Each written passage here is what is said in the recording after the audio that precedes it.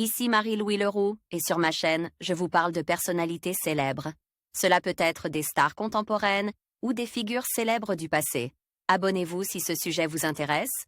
Et maintenant, passons à la célébrité du jour. Bonjour à tous. Dans cette vidéo, je vais vous parler d'Elisabeth Borne, une figure incontournable de la politique française actuelle.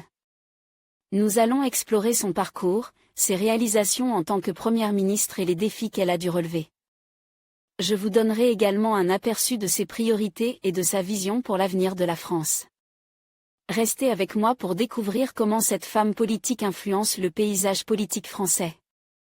Elisabeth Borne est née le 18 avril 1961 à Paris. Son enfance est marquée par le décès de son père, en 1972, alors qu'elle est âgée de 11 ans. Fille d'un résistant de Porte en 1942, elle est alors déclarée pupille de la nation après la mort de son père. Elle est élevée par sa mère, qui est pharmacienne. Élève studieuse, elle se lance dans de brillantes études. Elle est diplômée de l'École polytechnique, 1984, et de l'École nationale des ponts et chaussées, 1987, puis termine son cursus avec une maîtrise en administration des affaires obtenue au Collège des ingénieurs. En 1987, elle rejoint le ministère de l'Équipement pour ensuite intégrer la direction régionale de l'équipement en Île-de-France 2 ans plus tard.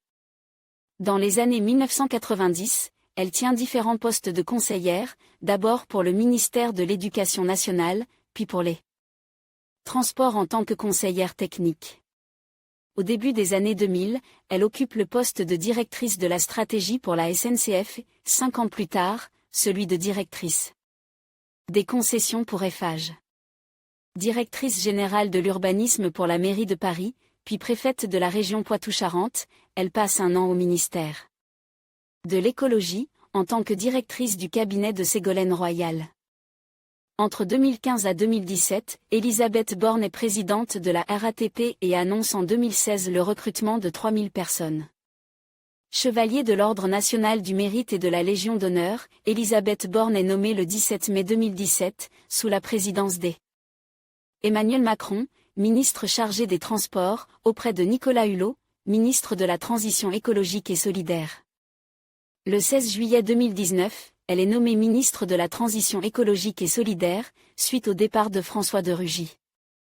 Le 6 juillet 2020, elle est nommée ministre du Travail, de l'Emploi et de l'Insertion dans le gouvernement de Jean Castex.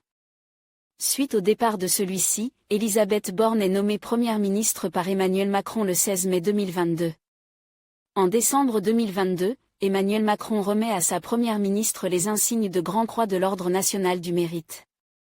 Le 8 janvier 2024, Elisabeth Borne met sa lettre de démission à Emmanuel Macron, qui l'accepte.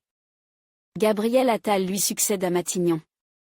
Suite à son départ, l'ex-première ministre retrouve son statut de députée de la 6e circonscription du Calvados le 9 février 2024.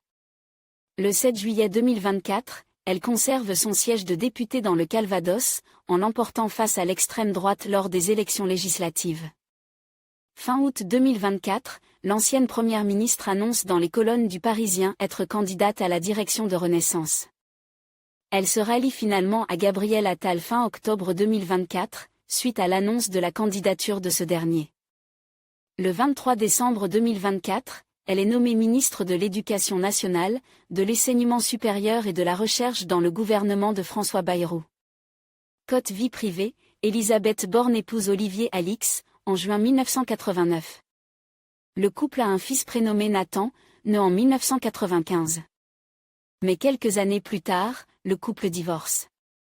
En conclusion, Elisabeth Borne incarne une figure politique déterminante dans le paysage français actuel. Son parcours, marqué par des défis et des réussites, témoigne de son engagement envers les enjeux contemporains.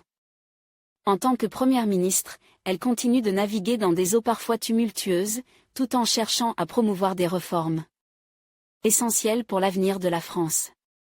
Son leadership et sa vision seront sans aucun doute scrutés dans les années à venir.